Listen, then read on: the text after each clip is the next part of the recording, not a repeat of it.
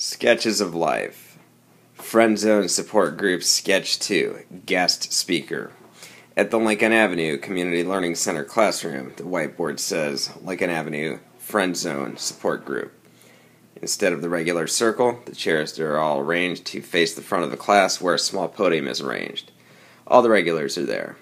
Greg, the group leader, in his 30s, looking like a professor. Charlie, the college student. Andy, the corporate drone, in his late 20s. And Nate, the pleasant-looking schlub, in his early 40s. Greg is at the front of the class with Molly, a very attractive woman dressed professionally. Another man, Tom, is sitting towards the back. He's a bit bigger and more physically imposing than the other guys. He's dressed in a suit with no tie. He doesn't quite fit in with the rest of the dorky guy crowd. Greg starts off. Welcome, everybody. Good to see a large turnout today. This is an important benchmark meeting for the Lincoln Avenue Friend Zone Support Group. It is our first of hopefully many guest speakers. Molly McMathewson is a veteran Friend Zoner. She's an attractive, friendly woman who has multiple male friends whom she will never even touch while she cycles through douchebag boyfriends who treat her like dirt. She received her master's degree in relationship therapy from Spandrell Online University and has expertly counseled men on the female perspective of the FZ problem at a relationship clinic named Rezoned. Ms. McMathewson is the author of the new self-published guidebook, The Pain of Indifference, Tragic Men and the Women Who Don't Know They Exist. She's here to speak and answer any questions you may have.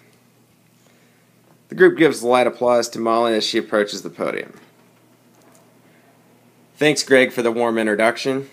As Greg mentioned, I am a friend zone counselor helping men free themselves from the bonds of sexual indifference of their desired mates. The first thing we tell every man seeking treatment is that it's easier to get rid of the friend than the zone. We focus exclusively on ending friendships. Unfortunately, so many men are in denial about the reality of the situation. All of you are here because you know you have a problem. But you also know other men who suffer from the same emotionally draining, unsatisfying, one-sided relationship. If you happen to know of other men who are waiting on a woman who will never come around, please encourage them to join your group or refer them to us at Rezoned. Nate raises a hand. Yes? Why is it the man's obligation to help out his friend? Why aren't women obligated to help men out of this situation too? We do encourage women to confront the men in their lives who are zoned out of sex, but friend zoning is a silent killer. Women are unable to recognize it in most instances. The woman who has zoned you will never be the one to tell you that you have a problem. She has no idea that this is happening. She assumes you're just not interested in dating her. How is that possible? I'm a woman. I can't tell you why that happens, Molly responds. Andy interjects. So why are you involved with a group dedicated to helping eliminate friend zoning? Because I have a passion for helping people.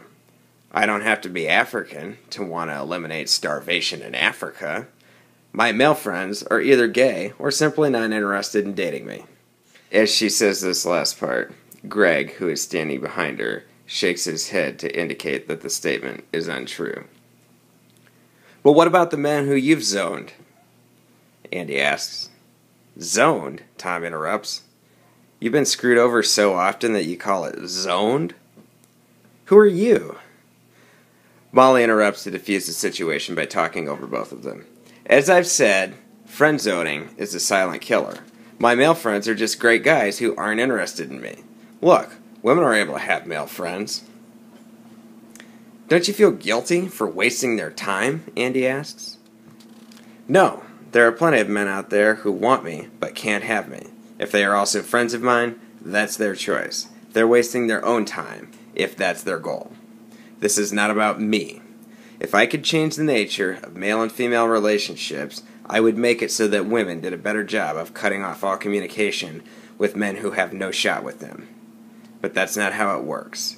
Even if I did a better job of not stringing along the men in my life, it would not change anything about your life. The women in your life will continue to be oblivious to your feelings no matter what. Now let's not get off topic. In my book, I call it the first step to read 'em. You know why I call it that?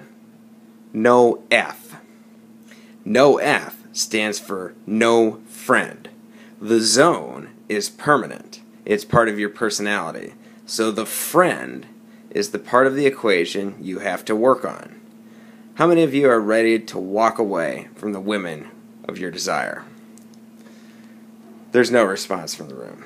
Okay, this is what I was talking about, Molly says. Tom interrupts her. I read your book and I think it's garbage. Excuse me? That's right. It's garbage. And you look like a floozy who just woke up from a night of partying and slapped on a suit and some makeup. You're a fraud, and a bimbo, and probably a slut. Sorry, babe. I thought you could help me. Tom gets up, and the focus switches between Molly and Tom, and the close-ups get ever closer with some romantic music playing. There's clearly some chemistry happening. Tom then walks out of the room very dramatically. Who was that? Molly asks. I'm not sure, Greg says. I've never seen him before. Look, I apologize. We run a very civil group here. Molly continues. It's quite all right. It's guys like that you don't want to turn into. Women despise men who march in and out of their lives with that kind of arrogance. But didn't he just do what you told us to do? He walked out, Charlie says. But I don't know him. So he's got to learn how to walk out on the woman who won't sleep with him to grow as a man. He can't just walk out on me. Hang on, I need a sip of water. She finds a water bottle, takes a sip, and then continues. So, for the rest of you, how close are you to leaving the women in your life? Charlie asks, is it possible to be multi-zoned? I feel like I'm zoned by about 20 different women right now, so leaving one woman behind isn't going to help too much. The discussion continues as the scene dissolves and eventually cuts to the parking lot. Outside, it's evening and the sun is setting. Tom is smoking a cigarette, leaning against a Dodge Charger. The FZSG is dispersing. Some of the guys from class pass by and notice Tom smoking. Molly is one of the last to exit the building. She sees Tom and walks towards him. I owe you an apology, Tom says as she gets closer. For what? Molly asks.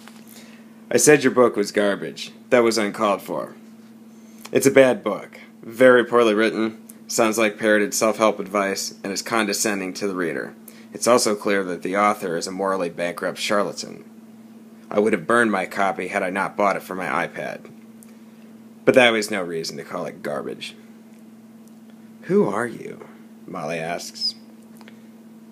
Tom gets very, very close to her, takes a drag off his cigarette, and blows smoke in her face. A very unsatisfied customer. Well, we'll just have to do something to remedy that, won't we? Molly says as they leave together. Scene. Recorded May 19th, 2013.